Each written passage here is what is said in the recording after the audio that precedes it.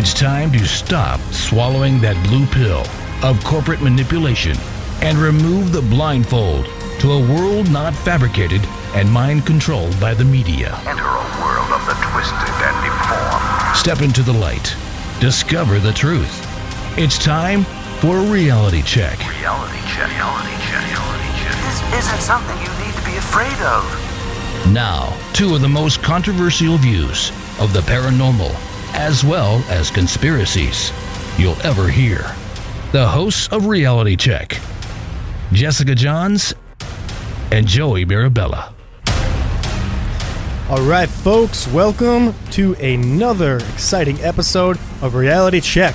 My name is Joey Mirabella, and of course I'm here with Jessica Johns. There she is. That was her. Super excited for the triangle today. Yes, the triangle. What triangle is that? Well, we are talking about the Bermuda Triangle today, one of the world's greatest mysteries. There have been tons of ships and planes that have disappeared in this strange area of the Atlantic Ocean, never to be found again.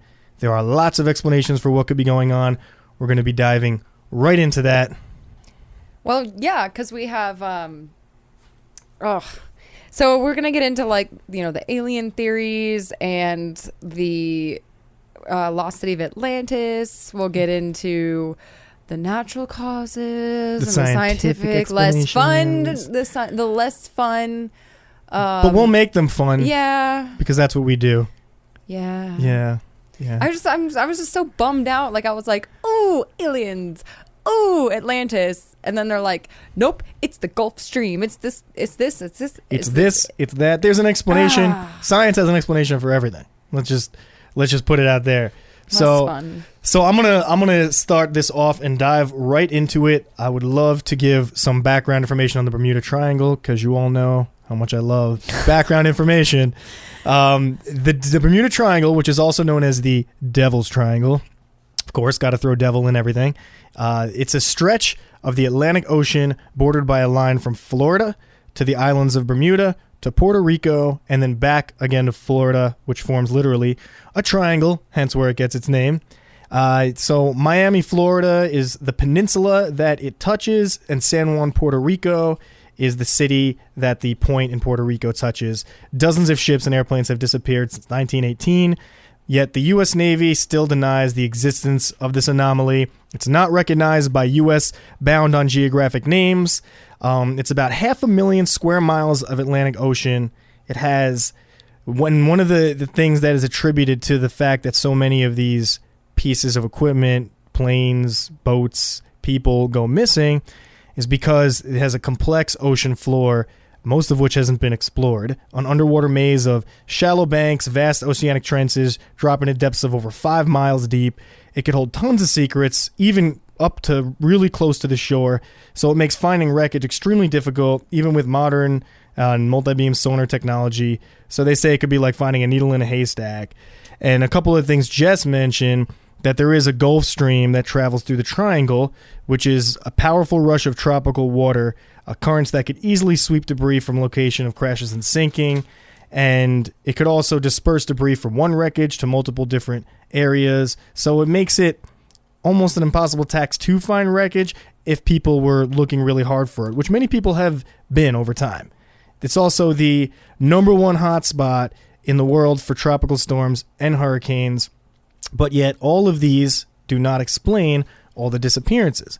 Nothing can be attributed to one explanation. There's also the rogue wave theories, which have been around for a long time, which is a single wave that occurs out of nowhere.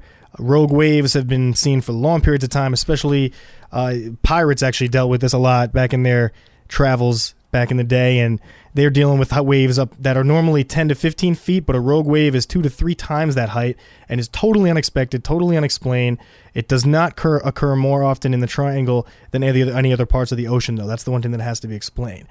There's certain things that don't only occur in the triangle, but people seem to be preoccupied with. So a couple of documentaries Jess and I went into here. We did watch a couple of them, as well as doing our own research on top of that. But one of them is called The Unsealed Alien Files. And Jess, why don't you start us off on that? Well, it's actually... I actually stumbled upon that one day. on Netflix, during binge watching. Of course. And Netflix and chill. Yeah, right? Jessica Johns. Yeah, except it's Netflix and chill with your dogs. So anyway, it's episode 3, and it's really interesting because it does get into season 2, episode 3. Yeah, it gets into unidentified submerged objects, or USOs. But half the world's UFO sightings occur over water, many of which are seen bursting from the ocean into the sky. And 95% of the world, like you said, have yet to be explored. Puerto Rico, has so many UFO sightings.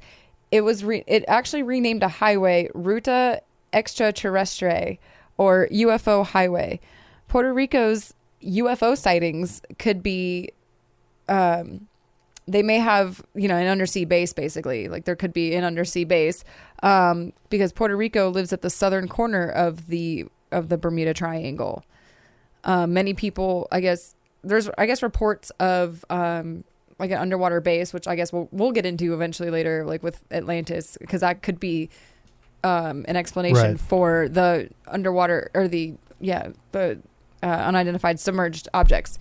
So then this documentary and the other one that we watched too, they both kind of get into the disappearance of Flight 19, and that's one of the biggest occurrences that's the most in history. Famous disappearance over the triangle so far in history. And it was 5 U.S. Navy Avenger torpedo bombers. This occurred December 5th, 1945. And they were carrying 14 crewmen. Flight 19 began reporting strange things, like they were seeing like weird colors. They lost track of where they were, and their compasses were all spinning around, kind of like what happened in the forest. Yes. And then they Call it the suicide triangle now. Right. Oh my God. There we go. And then they suddenly disappeared from radar. So then what happens is the Navy then sends a rescue mission, but then they disappeared along with their 13 crewmen. And then another ship reported seeing an explosion and an oil slick, but no bodies or wreckage were ever found.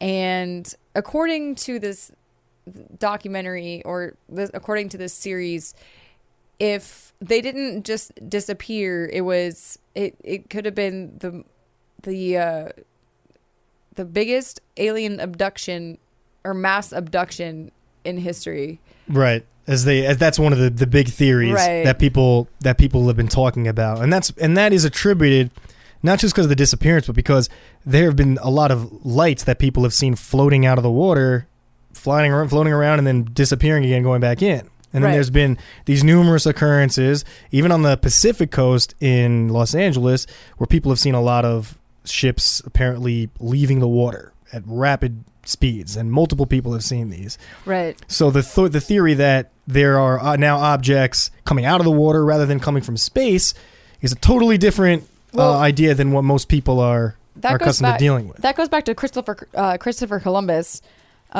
because he sailed through the area, and he reported in his notes that a great flame of fire, probably a meteor, crashed into the sea one night, and that a strange light appeared in the distance a few weeks later. And October 8th, 1492, he looked down at his compass and noticed it was giving weird readings. So, I mean, that's kind of been going on for hundreds of years. Long time. So on the same subject of Flight 19, the reason why, first of all, the whole reason why these guys were over that portion of the ocean anyways was flight training, and it was called navigation problem number 1. So that was a combination of bombing and navigation, which other flights had completed or were still scheduled to do and complete that day, but it was halted because of what happened. It was supposed to be like a 2-hour mission, too. It was supposed to be quick, right? But by the time they disappeared, that was still hours after it was supposed to have ended, because they got lost. They were entirely lost. And keep in mind, these were the U.S. Navy Lieutenant Charles Carroll Taylor was the one heading this practice mission. And he had over 2,500 flying hours of experience in most types of aircrafts, and especially in the one that he was flying. So it wasn't a lack of experience. He knew what he was doing. There wasn't anything like that. The aircrafts were all fully fueled, so they weren't about to just run out of fuel or anything like that. But they were all missing clocks. That was intentional. All the ships were missing clocks.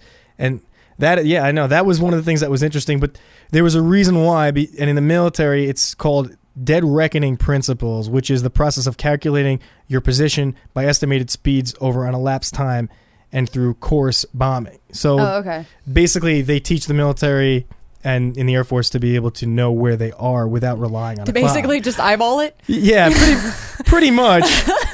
And I'm assuming that if you're relying on your compass, just eyeball it.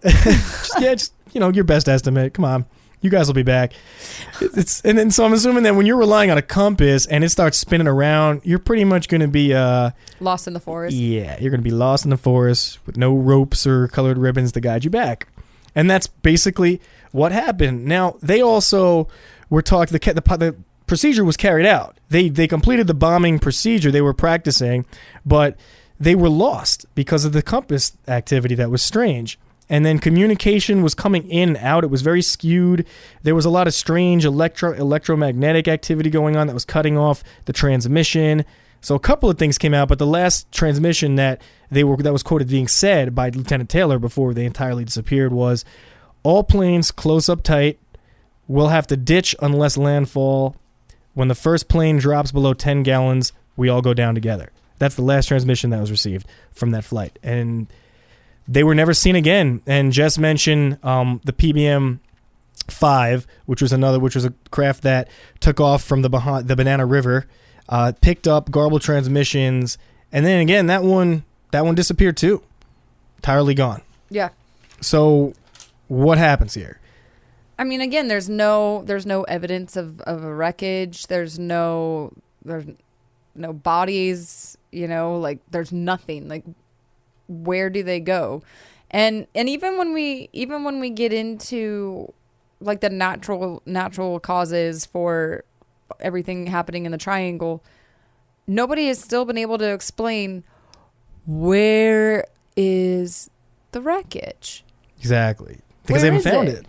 They found wreckage, but they've never found this plane, Flight 19, ever. They still have yet to this day, 70 years later. Yeah, but there have been so in the last 25 years, there have been 75 aircrafts and hundreds of yachts have disappeared in the Bermuda Triangle. And there's been no wreckage, no emergency transmissions, and no evidence.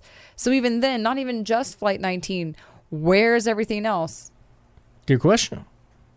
So why don't we throw out one of the anomalies and one of those scientific explanations that is interesting. One I want to start with, I know you didn't look as much into this, but they mentioned St. Elmo's fire, which some of you may have heard of, and you probably don't know a ton about it because I didn't know that much about it. But it's a weather phenomenon in which luminous plasma is created by a corona discharge from a sharp or pointed object in a strong electrical field in the atmosphere, which is the same thing that's created by thunderstorms and volcanic eruptions. So it creates a fluorescent blue to violet light. And the funny thing is, I read on some of the research I said it was green lights, and then they said St. Elmo's fire creates green lights, but I didn't read anywhere that it creates green lights because in our atmosphere, which is nitrogen and oxygen, it creates those specific colors. Right. So anyone who saw green lights, I don't know, not 100% sure what that is. They said some airplanes seem to glow green when they're under the charge from St. Elmo's fire. Mm-hmm. And because it has that kind of an electric charge to it, it actually can mess with even the anti-static equipment and can potentially blow planes up. And I did read that one of the transmissions or one of the things that the rescue boat that was sent out to find the missing plane said that they may have seen what looked like an explosion as they were approaching it, but that was never confirmed. Right. Ever. And then that ship was gone. Well, speaking of balls of light. Speaking of light. Right. Oh man. That'll be funny later. So, no, speaking of... No, it's funny right now. No, yeah. No, but speaking of balls of light, a lot of people have reported red or orange balls of light throughout the atmosphere, over the ocean and everything. I know where you're going with this one. Yeah. One of our favorite things that we learned. Fun fact. Here we go. They're called... Reality check. Fun fact of the night. They were called Foo Fighters, and that comes from the French word for fire. Foo Fighters. Now, where have I heard that before? Strange. God. Where was it? Something about a monkey wrench or something? I don't know. in Dave Grohl, the lead singer of that band? Well, that I really don't know. That's And then but he was in Nirvana with Kurt Cobain, so it all just everything is just strangely connecting here. Yeah, everything's connected. So now we'll blame the Kurt Cobain thing on the Foo Fighters. Does that impress you a little bit that I knew that? It actually did. That one I didn't know because I don't know much. I know some of their songs, but I also, we didn't know I had no idea where Foo Fighters, the name, even came from ever. I just thought it was one of those weird, random names. Band names, yeah, whatever. Like you're screwing around eating food and maybe having a fight, and Foo Fighters, food fight. I don't know, who knows? But that's where Foo Fighters was taken from. Back during the end of World War II, American fighter pilots encountered these floating balls of light often, and they called them Foo Fighters. And it apparently appeared to chase the planes. It would screw with them. And I guess the first time was in 1944 when they saw it. So like you said, the French word for fire was feu. So they're red, white, orange, but they could never be outmaneuvered. They could never be shot down. Apparently, I guess they tried. And there were theories that, well, there was the unexplained theory where they don't know what the hell they were. But then there's a theory that it was some kind of a Nazi weapon during that time that the Nazis were working on. And as history has shown, if you really look into it, the Nazis had some crazy technology that they were doing, and they were doing some sick experiments on human beings, and who knows what else they had come up with. So they had potentially had some technology that was able to, I guess, make these balls of light appear over crafts and launch them, and that could possibly have been it. But that's never been confirmed because German planes and Russians have also said that they've seen these balls of light and had no explanation for it. So where do they come from? We really just don't know. We really just don't 100% know. I saw somewhere, I can't remember which documentary I saw it on, but I saw something about building a flying submarine, where basically it was like an airplane. This was when? This was I think this was in I can't remember which one of the two documentaries I watched today. Okay. But it was about building, like there was one part of it where they talk about, well, actually, you know what? It's probably coming from Unsealed Alien Files. Yeah, because what they did, the whole thing about Unsealed Alien Files, that episode, it had like different things that all connected to the Bermuda Triangle, but they talked about building a flying submarine where basically it was an airplane that was able to be submerged underwater, and they took the technology from a wreckage of a USO, so basically an alien craft, to build it. I don't know. And that's again one of those theories. Things. Yeah. But they draw this information from somewhere. Somewhere they're getting it. Someone was talking about it. Somewhere these experiments. I mean, if enough people, my whole thing is like, if enough people are talking about like the same thing, like I actually thought about it today too with like aliens and how they're always seen, or they're always described as like little gray people with like big eyes, round heads, gray to green. Right. I don't know why green became the color, like fluorescent green. Green, gray, whatever. Or, and they also had a thing called the mantis people that were basically like underwater aliens that were almost like that looked like praying mantises. But that would, imagine that. That would scare the hell out of me. You're scuba diving. Right? Mantis people. But I think I'm going to go back up. But again, years and years and years and years and years and years and years and years and years. How many years exactly, Jess? One more. And years. And years and years. For, people have described, people who, I guess have been abducted, have constantly, like, it's just been described. That's how aliens have been described for, like, those, like, hundreds of years. And, there's a few. It must be true. Yeah. I don't know. It's almost like if enough people are saying it for this long, that it must be true. Right. But again, well, you have to think. There's been several different species of aliens that have been reported by numerous people, but numerous people that don't know each other have talked about similar looking ones, but just different kinds. There's the ones that we were talking about, the smaller ones with the big heads and the big eyes. Right. But then there's the grays that are much taller. And I've heard more about that. Yeah. The gray ones, the longer, tall, slender. And then there was the mantis ones you were talking about. Yeah. I've heard things about reptilians being, who knows, mathematicians. There's a lot of things you can hear. And, it's one of those things that you're either going to believe in or you're not. And that's just the way it is. But it's a vast universe out there. That's all I'm going to say. Who knows what could be going on? So, the same could be said about the ocean. Exactly. It's vast and it hasn't all been explored yet. Do you have a percentage on how much of the ocean 95. wasn't? It's 95, right? 95%. So 95. First of all, we don't even have the ability to go down to certain depths of the ocean. Right. Even the technology we have doesn't even have the ability to go down to certain depths of the ocean. So who knows what is under there? I mean, we have no idea. It's the greatest mystery right here on our planet. I mean, we don't know what's down 20,000 leagues under the sea. Gee. Did you just make that up? Nope. If there was a giant squid, though, that would be pretty exciting. Oh, man. Or mermaids. Right. I've seen that. I saw that one on the mermaids. That was an interesting one. This is a lot of underwater crap going on. But again, we could sit here and go, oh, mermaids don't exist. Well, how do you know? How do we really know that? How do we don't really? know. They don't all. They're not. And when we say mermaids, we're not talking Ariel. No, because that's not what mermaids would look like. They wouldn't look. If your skin is in the water for such long periods of time, you're not going to look like a mermaid. Right. And you know what? One of the funny things is, when your fingers get pruny, and we have somewhat of a historical connection with aquatic creatures. When your hands get pruny, that's actually to give you a better grip underneath the ocean water to lift things. That's a fact. It's not because you've been in the water too long. Didn't we talk about that on a past show? No, I talked about that to you just in general. Oh. But that's true. That's an interesting thing people don't know. I mean, when your fingers wrinkle, it doesn't mean that you've been in the water too long. It just means it's your body's natural way of adjusting to the water. And that's one of those things that doesn't happen to primates. That makes us different. And they can't swim either. Speaking of, no, because that'll get into Atlantis a little bit. Yeah.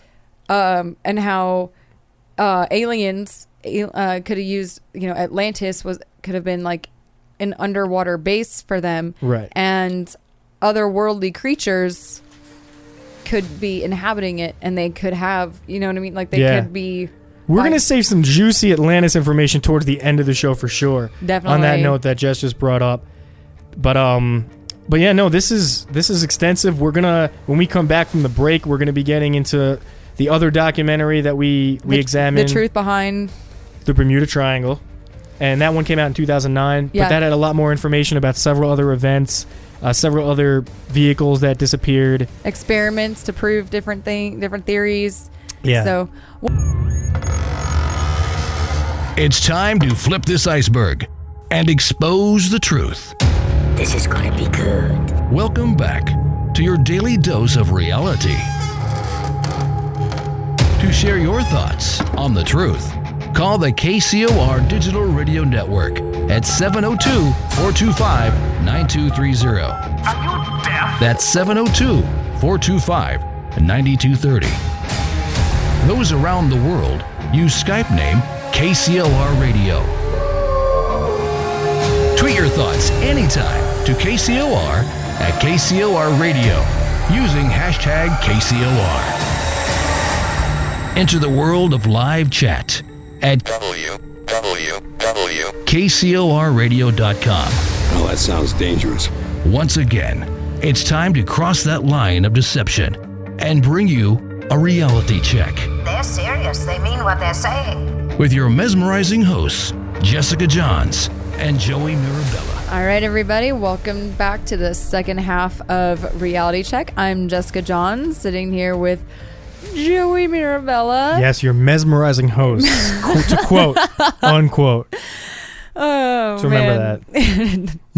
So we're gonna talk about the other documentary that we watched. It's called "The Truth Behind the Bermuda Triangle." And now this documentary kind of went into the more scientific explanations, much more extensive and more less examples. fun. Less well for you. I thought it was still really interesting. I mean, it was so cool, but I'm more like, ooh, Atlantis. Yes, I know you wanted them to film directly in Atlantis, but seeing as we're still not sure where that is, Right. may have been a little tough. Which we'll get into in a little bit. We will. Yeah. That's right. We're saving that juicy bit for the end.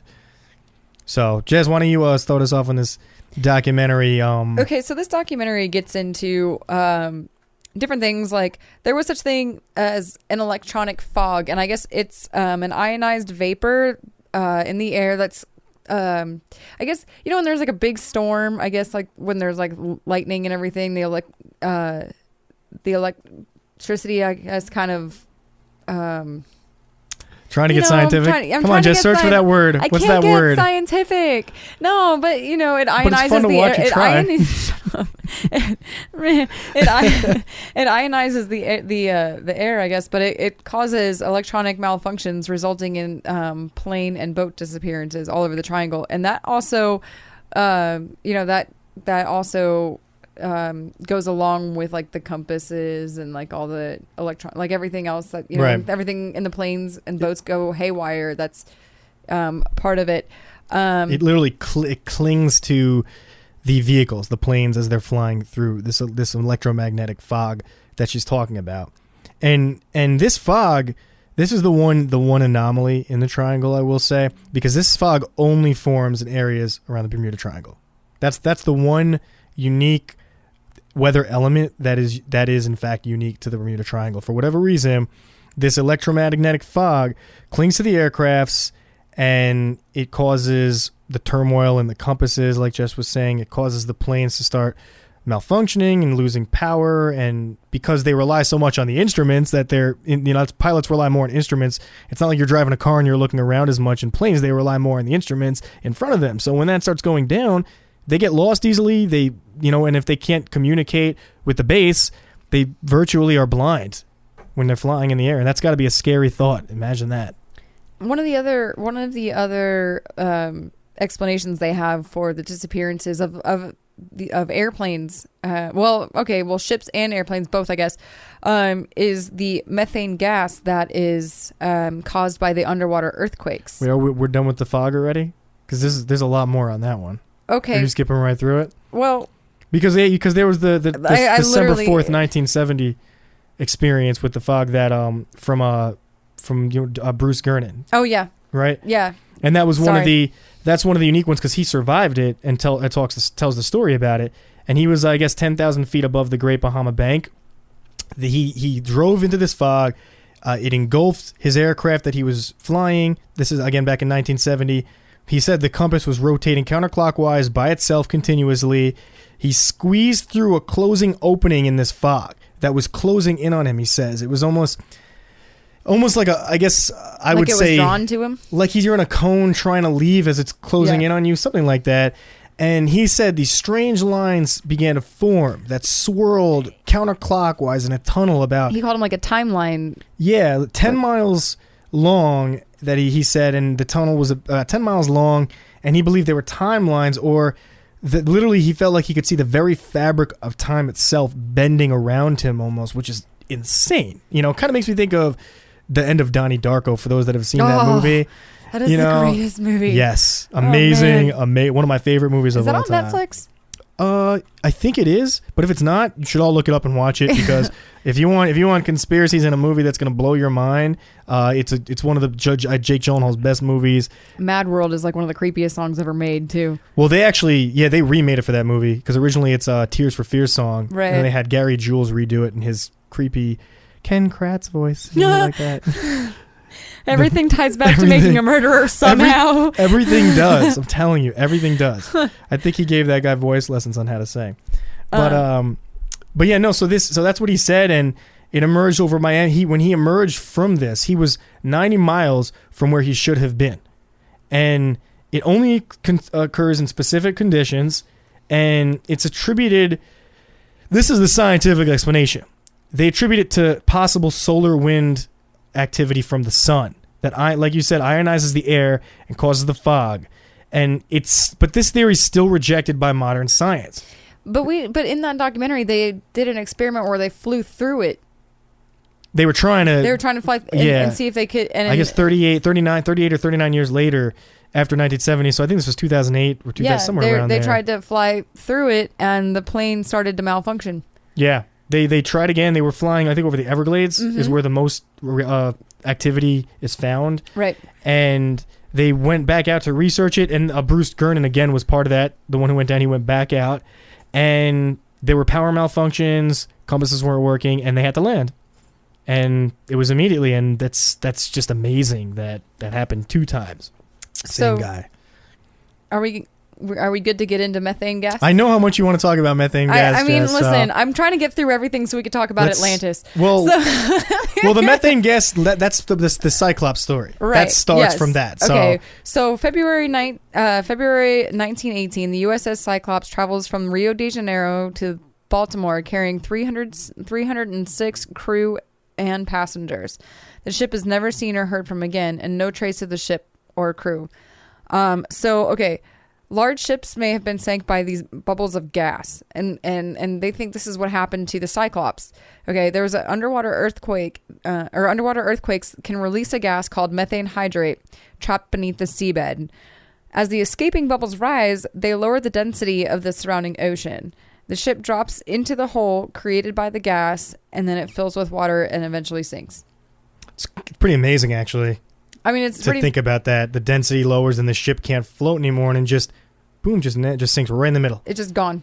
I mean, you imagine how terrifying. I mean, it happens pretty quickly too. From the experiment they showed. Again, they did do a drawn to scale experiment of this at the University of Michigan to test this theory out. Now, this doesn't mean that they know this is what happened, but they did an experiment to test this methane gas. It was freaky to watch.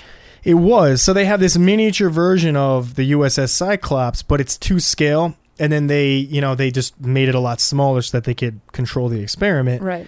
And when you watch it happen, it is freaky, and it's amazing to think. It was a matter of seconds. It was like bubbles gone. It's like Titanic on speed. Yeah, yes. It was.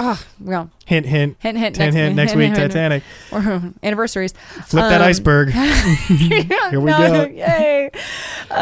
No, but it was weird. It's cool because the same could also be said for airplanes, because the methane gas from those bubbles still comes off the ocean floor, and low flying or not the ocean floor, but the ocean, like the top of the water, the cracks in the. Well, that's what they say. Well, yeah. Well, it comes up. It basically comes up through. Yeah, it escapes the ocean and comes up and into the air, and it also causes low flying airplanes to come down as well. But it only affects low flying airplanes. Only affects low flying airplanes. So the airplanes have to be really close to the ocean. I think it was within 1,000 feet or something like that. And that's not how planes fly, unless they're already for whatever reason on their puddle way jumpers. Down.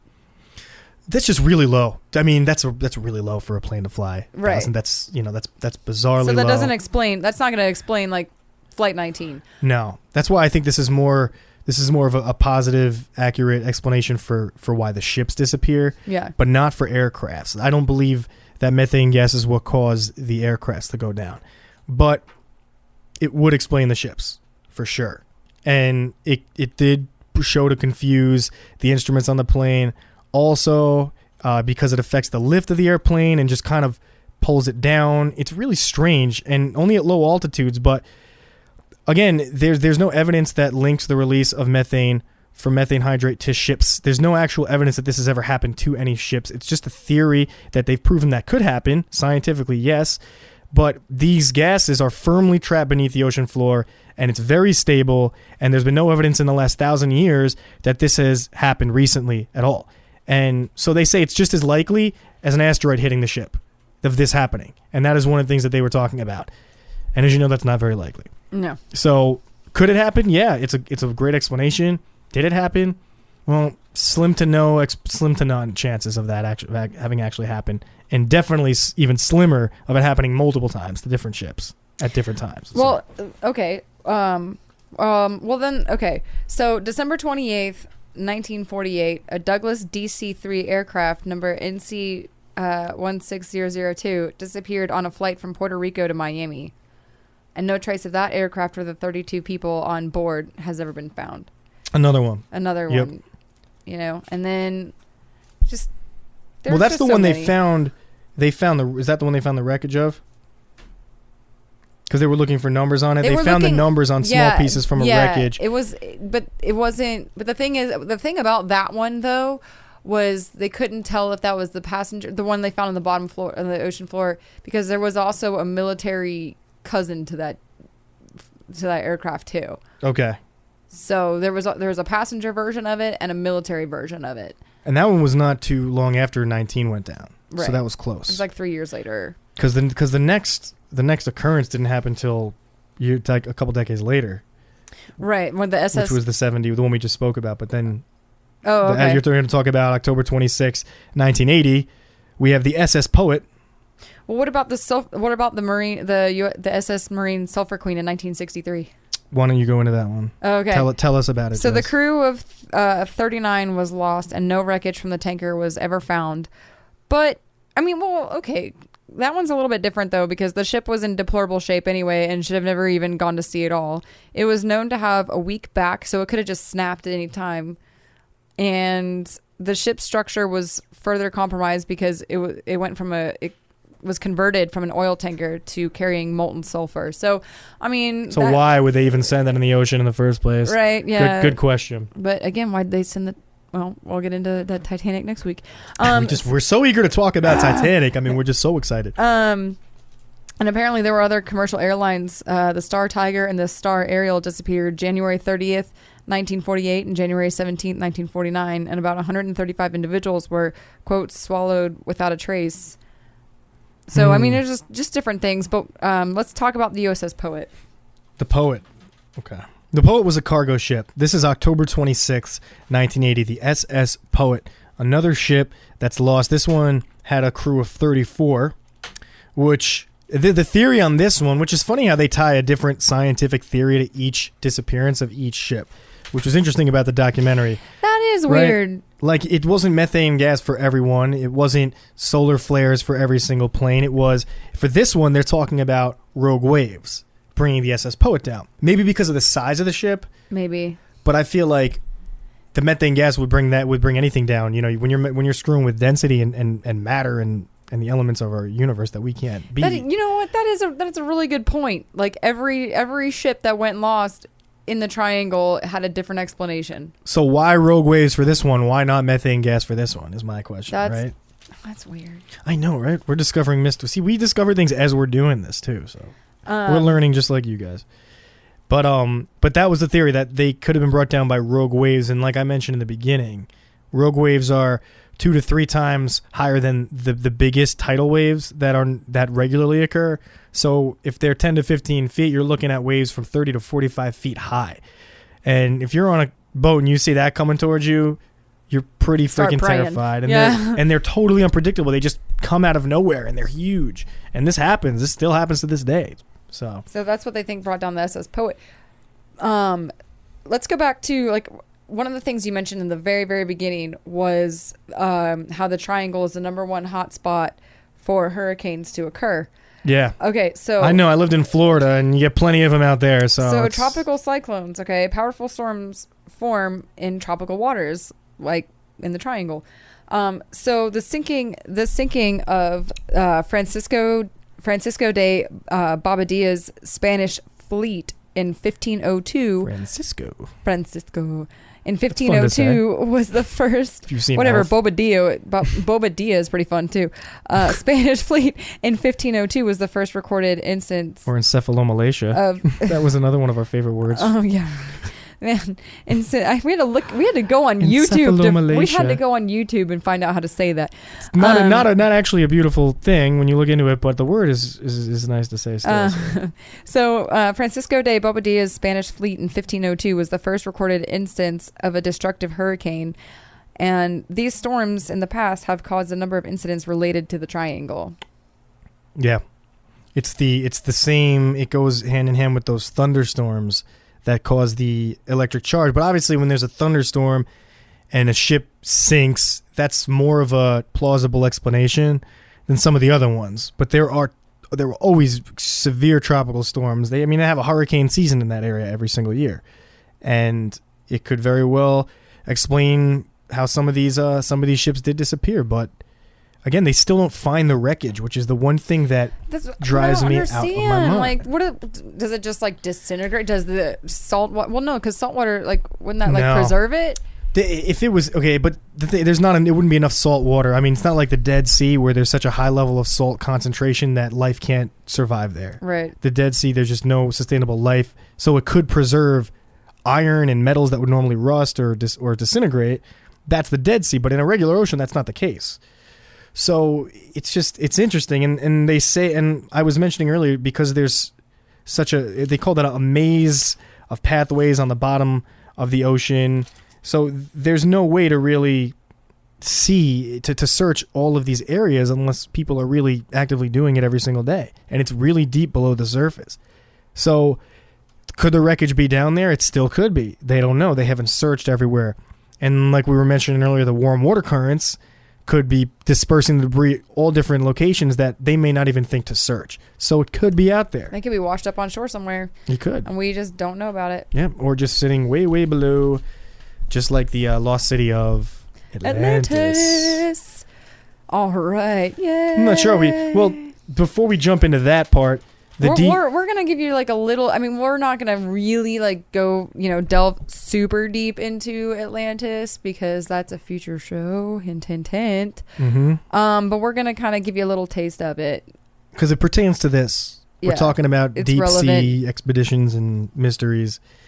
But one of the things I wanted to, because we never closed out the discussion on the Douglas DC-3 aircraft that they discovered, and they were able to, like I said, pair the serial numbers with aircrafts that had the same serial numbers. So they did discover that this was one of those aircrafts and could have been the DC-3 type of aircraft, but it wasn't the exact one because there were so many of them flying around at the time period. So they will never really know which aircraft, if that is the right one. Which specific aircraft it was. It was just, well, like I said, it was there was also a passenger version of it and a military one, so they weren't really sure which one it was. Okay, yeah. So, okay, so the Atlantis is sometimes connected. The Atlantis story is sometimes connected to the submerged rock formation known as Bimini Road off the island of Bimini in the Bahamas, which is like, it's directly in the middle of the triangle. Mm-hmm. And in that documentary, they were on the island of Bimini. Well, when they left to search for the one we were just talking about, the DC-3, yeah, they were on the Bimini Islands, and then they search from there, and that's where they found this wreckage. It was pretty close to that coast. But again, if there's any place to be where strange activity happens, it's going to be around that island there, because that is right in the heart of it. And there's a lot of locals there that know about all these myths. And then there's the Bimini Road theory that road leads to Atlantis, or did before it all was submerged. And then there was one other thing I read about on it that we're going to get more into when we do the Atlantis one. But just a lot of interesting facts about those islands that ties it to the disappearance of this city, this Atlantis city. And were you saying something? Oh, no. Yeah, you gave me one of those looks. Well, okay, so one of the things is there was, going back to the whole alien thing, I can't remember if I mentioned this or not, but there was a Spanish man, Philip Carduños, I think. I don't remember. I don't speak Spanish. Good. But anyway, his name is pronounced the same though, either way. Yeah, either way. But anyway, so this man claimed to have been abducted while driving down a road in Miami. And he claimed that he was taken to an underwater city. And there he met another abductee who had claimed to have been living with aliens for years. Because Miami sits at the corner of the Bermuda Triangle.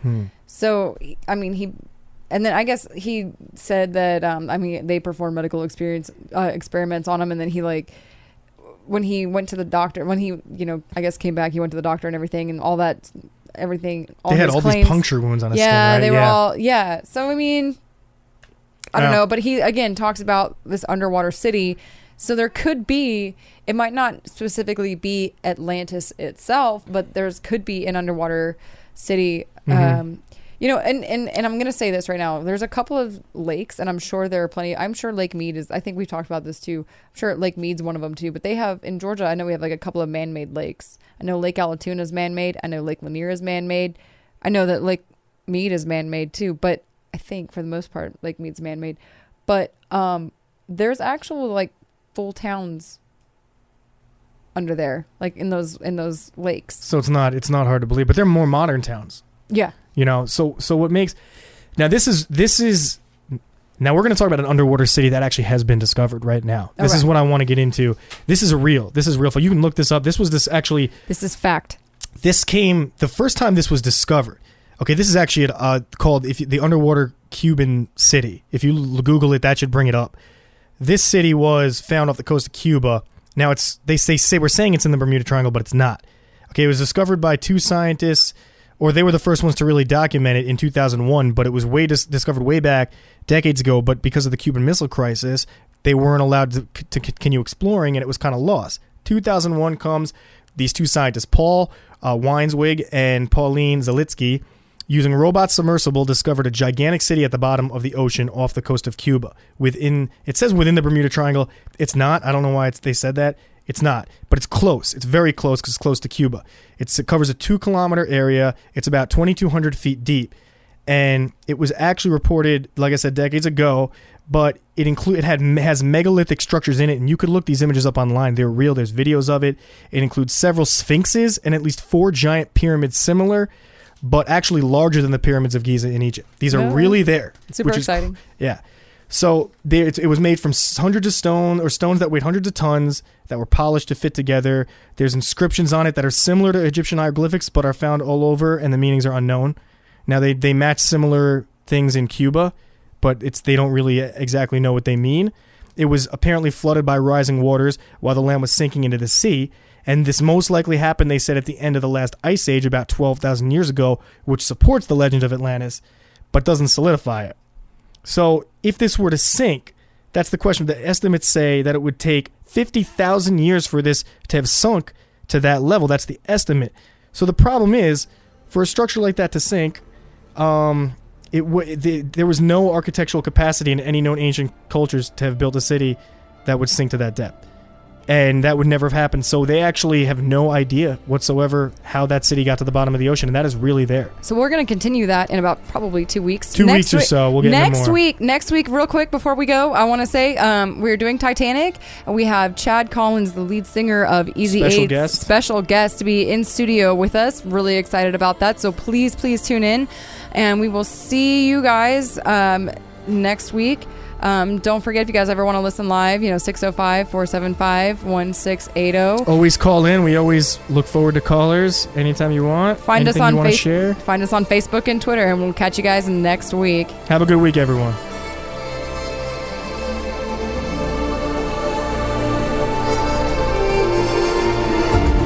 Stand by. You've been listening to Reality Check, the one show that doesn't prepackage and spin the truth as propaganda. Hosted by Jessica Johns and Joey Mirabella.